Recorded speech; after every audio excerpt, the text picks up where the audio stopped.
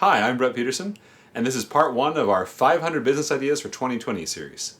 What we're going to do in this series is go through web domain names that are available right now, this week, each week. We're going to go through every week till the end of the year, pick out domain names that are available, and spin up business ideas that we could do for each of these. Now, if you're watching this in the next couple of days, right after it drops, you can go after these domain names. Otherwise, use these, and I'll link a couple of sites in the description about where you can find these, buy these domain names if you're interested. Otherwise, use these domain name ideas to spark ideas that you might start your own business around, right? Let's get started. Let's just jump right in.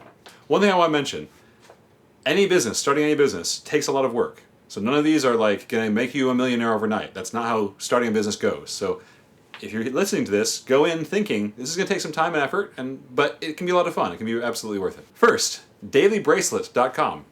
Pick a bunch of bracelets. Sell a different kind every day. Post a new one every day. dailybracelet.com.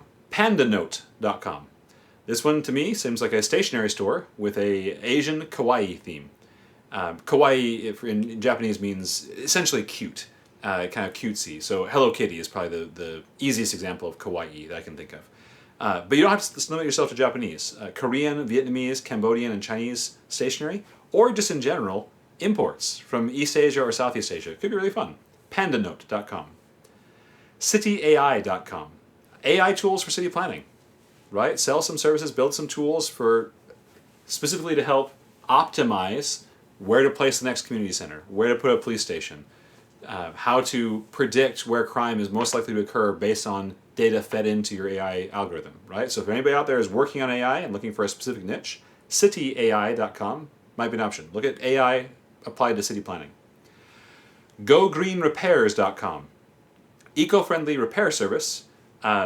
So this is especially good for California. So if any California viewers here that want to do handyman repairs, there are lots of repair services, lots of handymen out there. One way you could differentiate yourself is specifically targeting helping buildings and businesses and homes be more environmentally friendly, so more energy efficient, more have a better SEER rating with their furnace and air conditioner, right? Have a better energy efficiency with that type of thing. Putting in specific types of windows that passively heat and cool the home, right? That sort of stuff. If you're interested in that and are handy with your hands, and that sounds cool to you, check out gogreenrepairs.com. That might be a website you could leverage to make a business.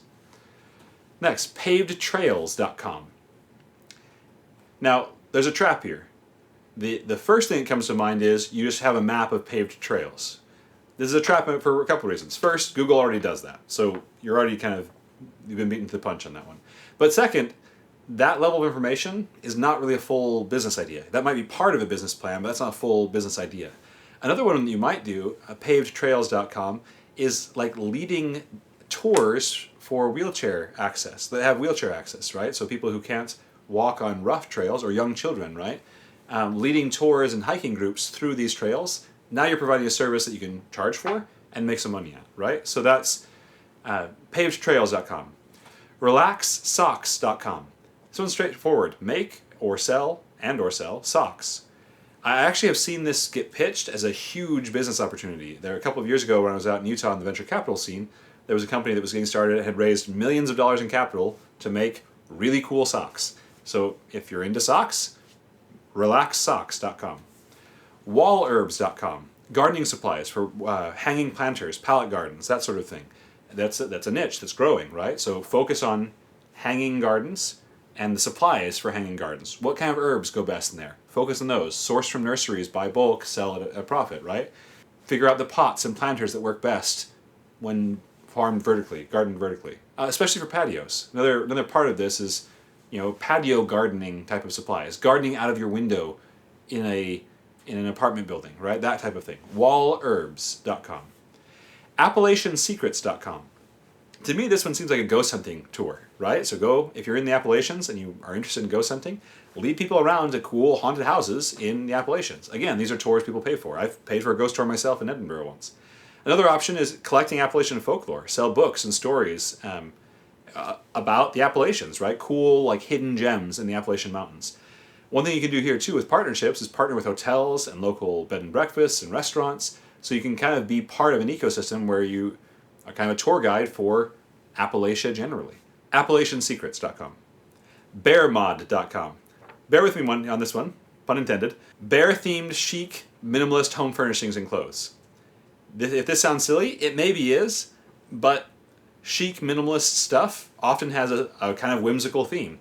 Why not choose bears? If you're into clothing design and interior design, bearmod.com. fairlingerie.com. Buy and sell fair trade lingerie. So fair trade is a designation that's applied to certain manufacturers who have ethical working conditions for their workers and who don't use materials and labor in their whole supply chain that have been that have kind of questionable ethics. So you wouldn't use child labor, for example. Your workers would have a living wage wherever they are in the world. The materials you make your clothing out of have been sourced responsibly and they're not burning down the rainforest to make them, that kind of thing, right? You can either make your own lingerie conforming to those practices or be a vendor of fair trade lingerie. It's a niche market. That's okay. Buy and sell lingerie that has this fair trade designation for people who are very concerned about the ethics of the source of their goods. fairlingerie.com. Speckledgoats.com. Pretty straightforward. Buy, breed, and sell speckled goats. Don't laugh. People make a living buying, breeding, and selling livestock. And speckled goats is, again, a niche. You can go for that one. Speckledgoats.com. Crownnature.com. This one to me strikes as like floral headwear, flower garlands, flower headbands, right? You might have to stabilize or shellac them so they can be shipped. They don't have to be made out of flowers either. They could be woven reeds or woven plant fibers, anything along those lines. So something that goes on your head that is natural. Crownnature.com. Sell natural hats, basically. SageSprouts.com. This kind of goes with wall gardens. It's selling sage and other herbs. Sprout sage and have focus on sage. There's different varieties of sage you can have, different cultivars of sage.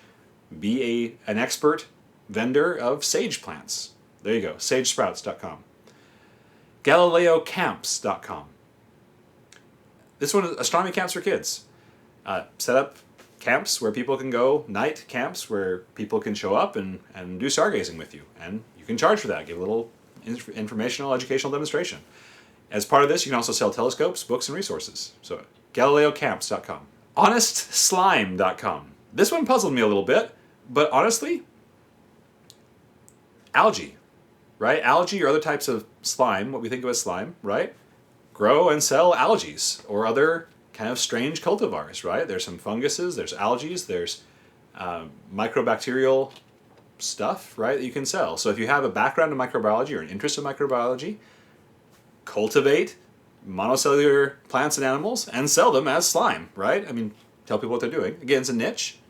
HonestSlime.com. Lightwallets.com. Make wallets that have little LEDs in them that light up when I open them up. So wallets that light up.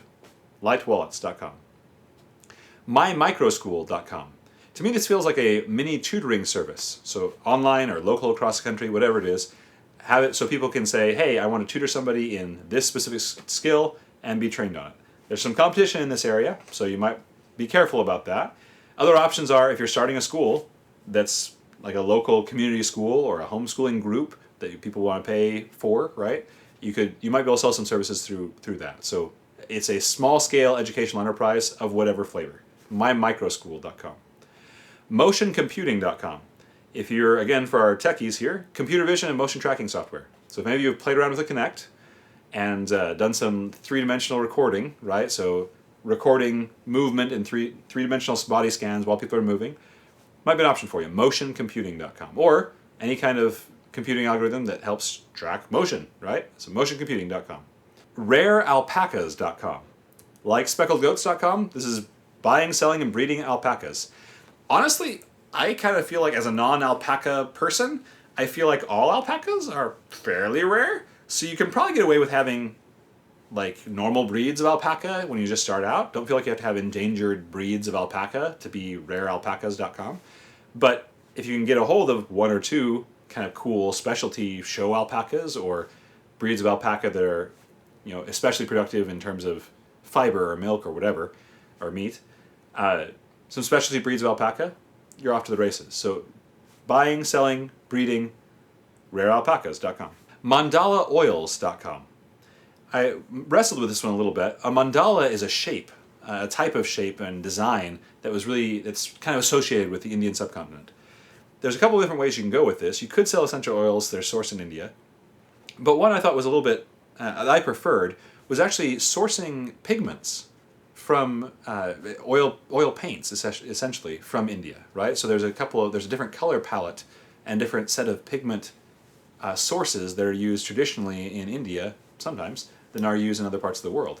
Source those and import them, right? So mandalaoils.com. Mandala oils could also be used for henna painting. So if you want to import henna inks or henna oil-based inks and paints for the beautiful kind of intricate designs people paint, traditionally I believe for weddings in India, but on the subcontinent. But if you can import and sell those things, especially if you have a connection to the subcontinent somehow, that could be a great business. That could be an interesting business, small business on the side. Next up, amidwife.com. Be a doula or provide doula matching services or midwife services. I know that there's a difference between a doula and a midwife, so forgive me for conflating the two. I think most of the public also makes that conflation, so I would say I would not limit myself exclusively to midwives because most people won't know the difference between the two. But sometimes it's hard for doctors' offices to match up with midwives. Some doctors' offices have midwives that are connected to their clinic. There are also separate midwife clinics. Any kind of matching service you could provide there, you could take a percentage cut on. Also sell things that midwives use and need, or that people who want to use midwife services want and need. So birthing pillows, birthing balls, cute hospital gowns, books like What to Expect When You're Expecting, but from a homeopathic medicine type of view, right? So there's a niche there, amidwife.com. Again, the important thing here is there's some websites here. You can go after the website, but regardless of the domain name, if this type of business is appealing to you, find a domain name that fits for you and then start this business, right? It doesn't have to be these exact domains, but use these as ideas. Let's prompt you. Bookfury.com. The first one that sounds like to me, I love this domain name first. Bookfury is just a great domain name. Bookfury.com is cool and catchy and interesting. But my first idea for this one was angry reviews, negative reviews for books. That's fine, but that's more of a website than a business, right? I want to distinguish between the two. Just because it's a cool domain name, and we'll talk more about this later, but just because it's a cool domain name does not mean it's a cool business. So I think a better business is actually content editing and or cover design for self-published authors and small presses. So if you're good at editing or good at designing book covers, you have some graphic design experience, bookfury.com could be a cool way to sell very dynamic cover design, for example, right? Or very helping really increase the action and the intensity of the conflicts in books. Specialize not just editing, not just graphic design, but a specific niche in book editing and book graphic design, right? Bookfury.com. Dodogym.com, where fat goes extinct. Muchtaco.com. Be a taco shop. Sell cheap, plentiful tacos. Muchtaco.com. Maybe cater. All of these came from snapdomains.com. Most of these websites are at auction, and they will go either they're just before they're going to auction or they're currently in auction.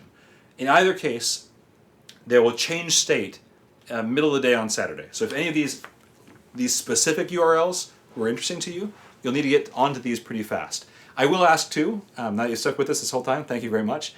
Please do hit the notification bell. Subscribe and hit notifications, because if you want to hear these before they go up to auction and before they get sold at auction, you need to catch these immediately. So I know everybody asks you to subscribe and get the notification bell. If you want to hear these in time to actually take action on them, you probably need to subscribe and hit the notification bells. More next week. We'll go through these will all be numbered as we do the video. By the end of the year, we want to hit a full 500 different business ideas. So we'll keep track of what we've got, make sure we don't have too many repeats week to week. But thanks for watching. Thanks for joining us. More next time. Thanks so much.